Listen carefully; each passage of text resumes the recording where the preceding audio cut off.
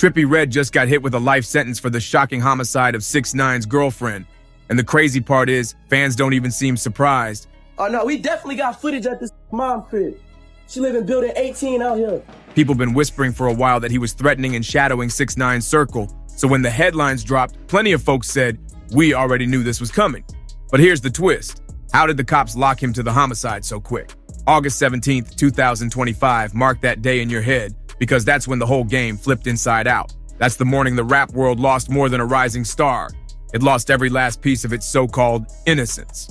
Her name was Ella Lango Maya Polanco, but everybody knew her as Ariela La Langosta, a 29-year-old Dominican stunner and nightlife queen, found lifeless inside a high-end ride on the Cross County Parkway in Mount Vernon, New York.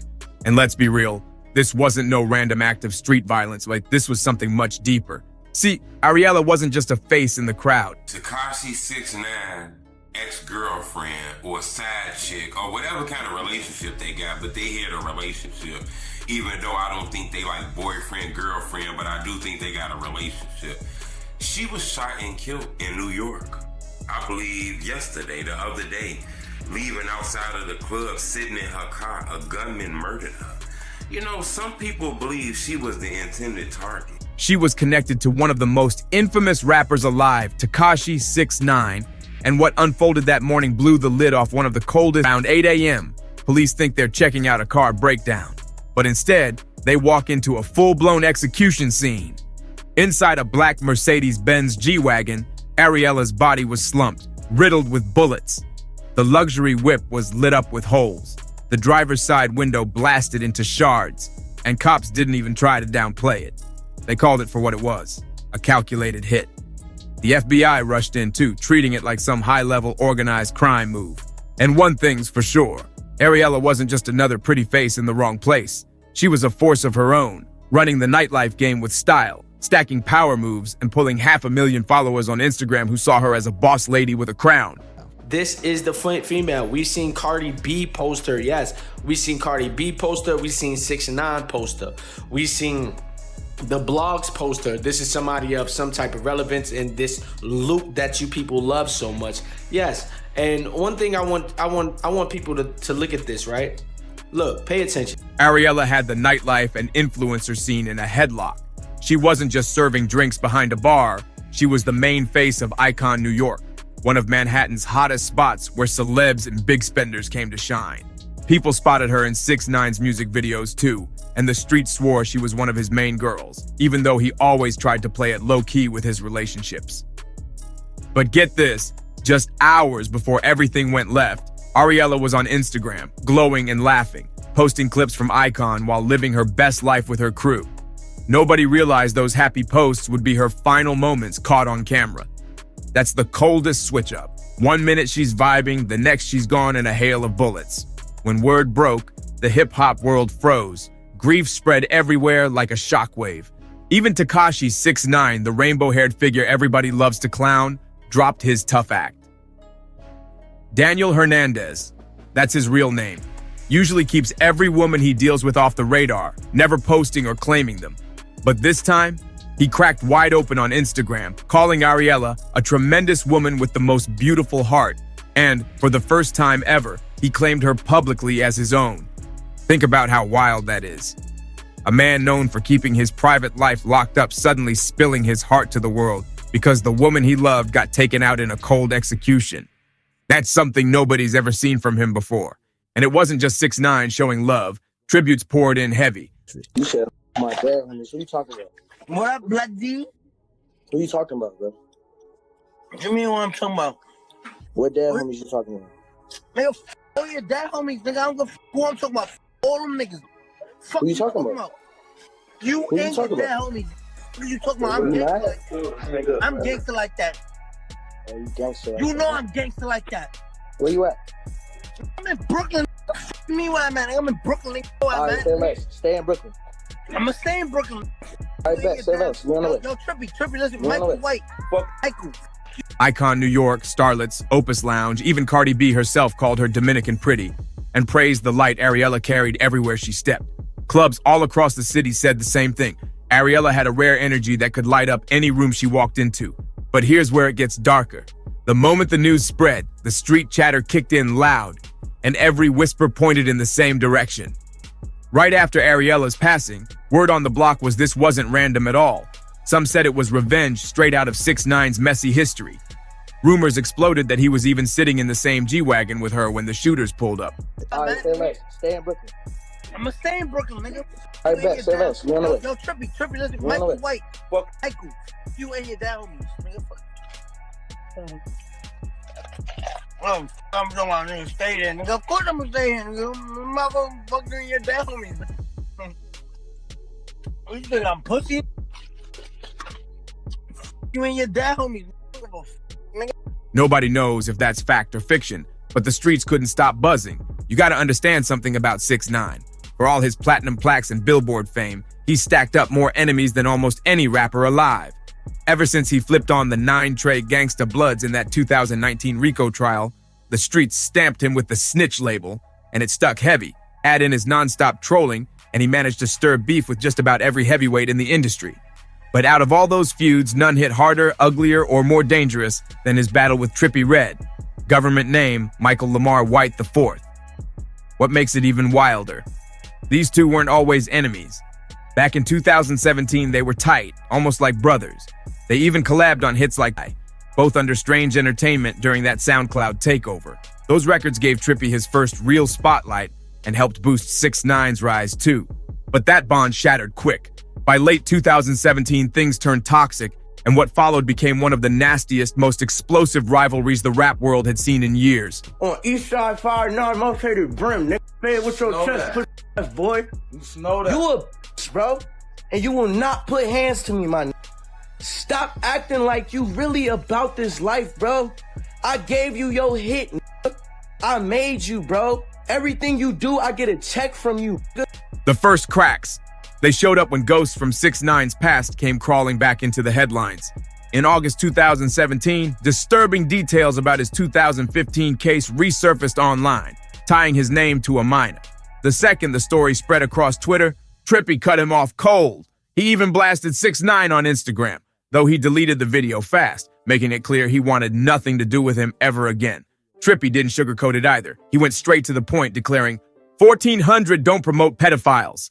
That one line drew the battle lines in stone.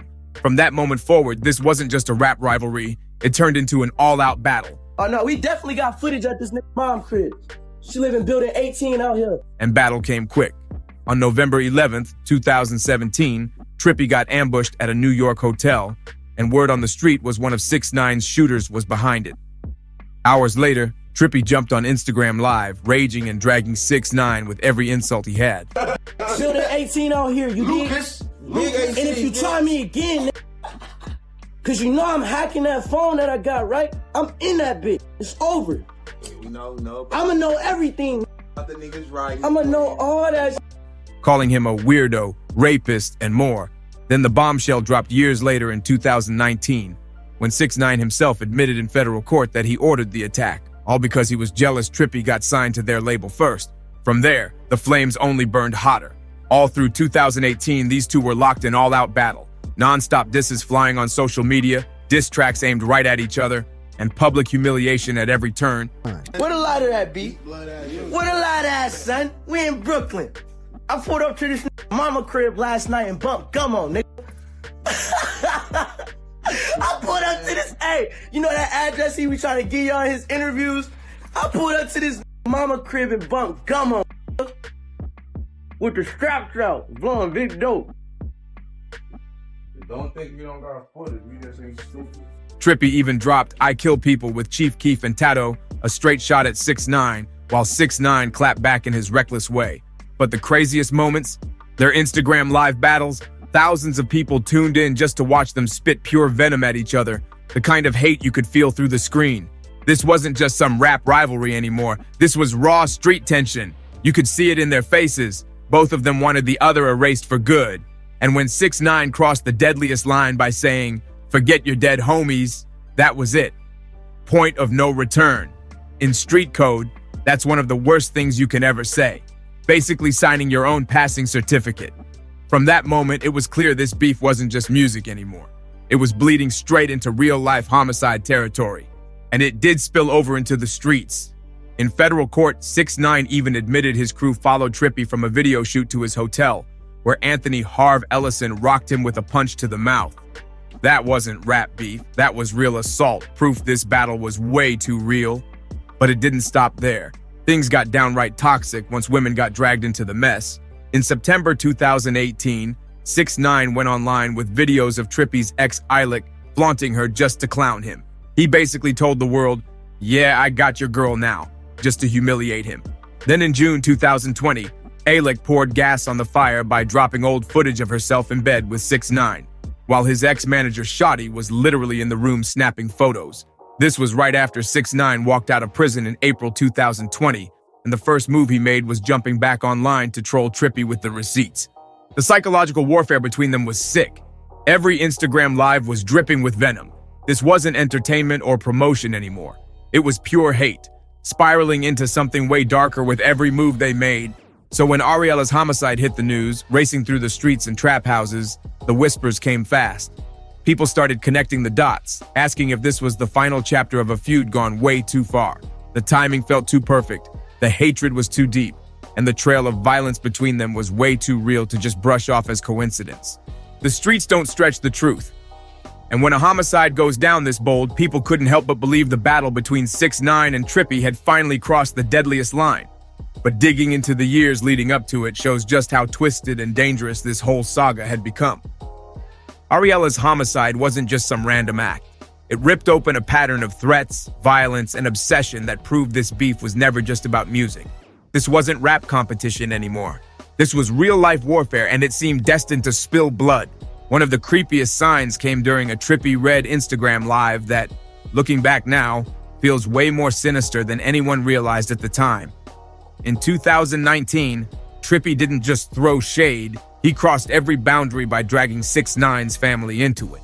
He bragged about knowing where 6ix9ine's mother lived, watching her movements, and even recording it online. That's not rap beef, that's dangerous stalking on a whole other level. And he pushed it further.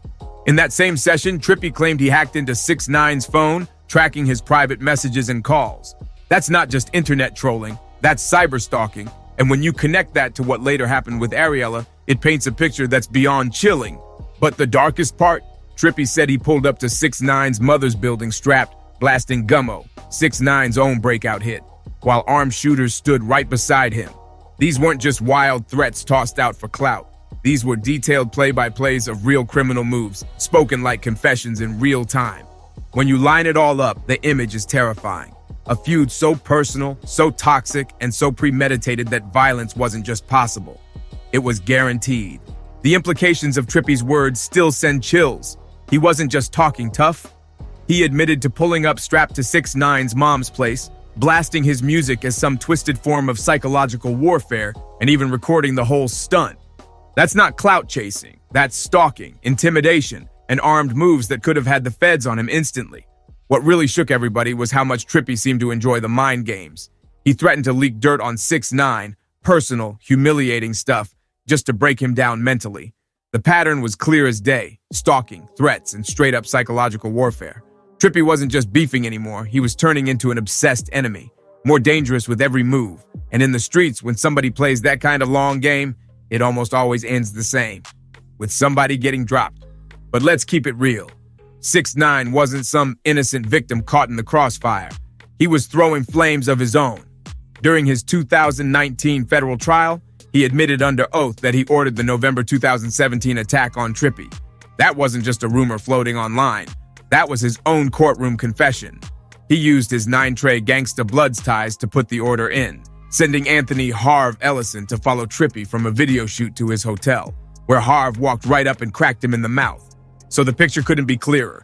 Neither of them were just talking. 6ix9ine had already proven he'd order hits, while Trippie showed he was watching, stalking, and planning revenge. Two rivals, both with crews, money, and power. It was a recipe for deadly chaos. And when you really study the psychology behind it, this feud was disturbing to the core.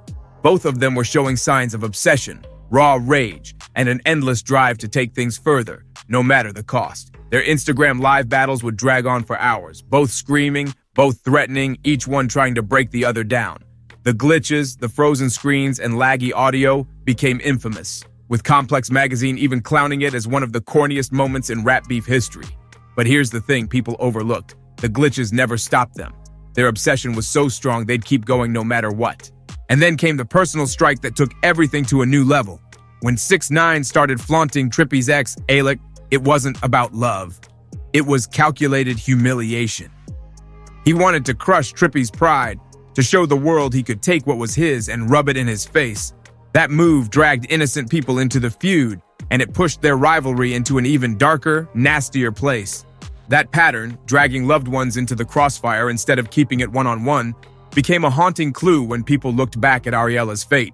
The fact that outsiders were being pulled into the beef showed just how reckless and deadly this battle really was.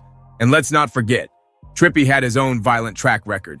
In June 2018, he got arrested in Atlanta on aggravated assault and battery charges, accused of pistol whipping a woman and even pointing a gun at her during a heated argument.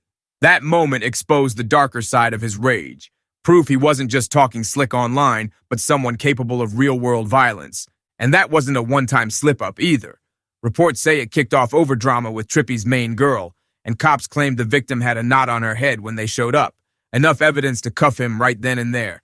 Just weeks before that, in May 2018, he'd already been booked in Cobb County, Georgia after scrapping with rapper FDM Grady. According to Grady, the whole thing started when Trippie and Lil Wop disrespected his girl, and it spiraled into an all-out brawl. That's the pattern clear as day. Trippie had a history of throwing hands whenever women or respect were on the line. Stack that history next to his threats against 6ix9ine, his obsession with surveillance, and his reckless temper, and the picture is chilling. This wasn't just a rapper mouthing off for clout. This was a man proven to lash out with real violence when he felt disrespected. By the time August 2025 rolled around, their feud had already grown way past rap records. This wasn't hip-hop beef anymore. This was a street battle primed to explode. So when Ariela was ended, the theories flew in from every direction. Authorities started running down different leads while the streets had their own answers. Some reports tied her to a man named Nada Cartier, a suspected gang leader connected to Operation Mayweather, a federal probe into the Lost 50 Bloke 14 Inches criminal network. Word on the block said she was either marked because of her ties to Cartier, or she ended up catching bullets that were meant for him. But plenty of whispers circled right back to 6ix9ine's name. People couldn't ignore his controversial past, especially the fact that he became a cooperating witness in the 2019 9 Trey Gangsta Bloods Rico case. Some said Ariela's homicide wasn't random at all. It was payback aimed straight at him, a brutal message delivered through the woman he claimed as his own. Remember, 6ix9ine didn't join 9 Trey the usual way back in 2017. No brutal initiation, no proving himself in the streets. He got plugged in by his manager Kifano Shotty Jordan. His role wasn't to put in work. He was the bankroll, the money man funding guns and resources, while reaping street cred and gang protection. 6ix9ine even admitted it himself. He used his gang ties as a marketing tool to blow up his image. He threw 9 Trey members into his videos, like Gummo, flooding the screen with red bandanas to create what he called a full red aesthetic. In court, he flat out said, "I knew I had a formula. That's what people like." Translation, he was selling the streets as part of his brand. But that brotherhood was never built to last. Behind closed doors, gang politics were boiling, factions clashing, egos fighting for control. And the breaking point came in July 2018, when things turned deadly personal. Anthony Harv Ellison and an accomplice kidnapped 6ix9ine, pistol whipped him, and jacked more than $365,000 worth of his jewelry. 6ix9ine barely made it out with his life, running barefoot through Bed-Stuy until a stranger helped him get to a police precinct. That kidnapping was the wake-up call. His own so-called family was ready to rob him blind, maybe even leave him for dead. And that realization set the stage for the ultimate betrayal. By November 2018, when the feds hit him with racketeering charges carrying a minimum of 47 years, he didn't waste a second. The very next day, he flipped, pleading guilty to 9 counts and cutting a deal to testify against his own crew. The scale of his cooperation was unlike anything hip-hop had ever seen.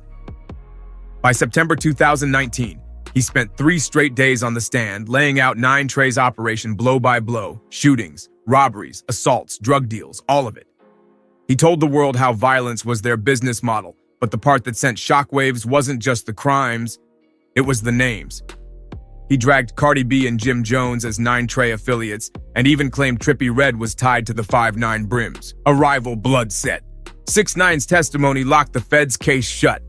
Anthony Harv Ellison walked away with 24 years. Al-Jeremiah Nuke Mac got 17. And Kafano Shotty Jordan, the same man who plugged 6ix9ine into 9 Trey, was handed 15. His words sealed their fate, but they also made him one of the most hated men in the rap game. The fallout from 9 Trey was exactly what you'd expect: rage and betrayal. In court, Shotty tried to keep his composure, saying, 6ix9ine broke every code, but I forgive the little one. After all that, it's all good. But the streets told a different story. Wiretap recordings caught Mel Murda snapping, telling another member, "We created you," before warning that 6ix9ine would get what's coming. By December 2019, the rainbow-haired rapper got sentenced to just 2 years behind bars, with 13 months already served. He walked away with a $35,000 fine, 5 years of supervised release, and 1,000 hours of community service.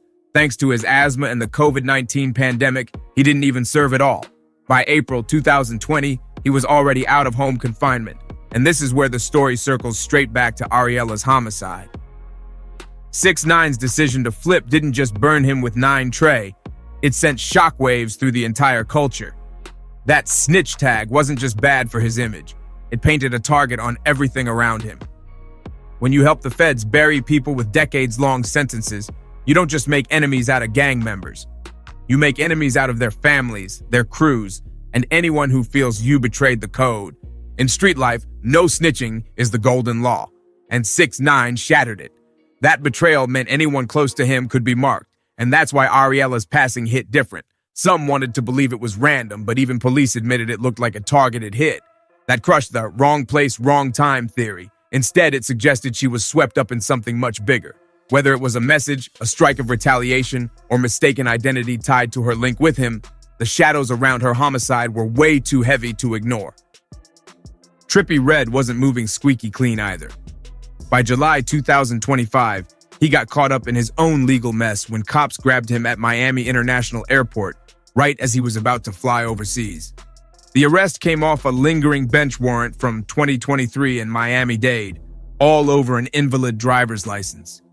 He didn't sit behind bars long.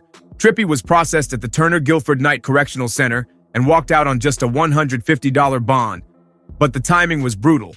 The arrest blew up his travel plans to hit the stage at the Liz Ardent Music Festival in Belgium on July 5th, 2025. And instead of looking stressed, he played it cool. Under DJ Academic's Instagram post about the arrest, Trippie joked, was going to pick up 600 KBTW, 2 shows SMH, that's Lil Thou, and my bond was 150 La Yo.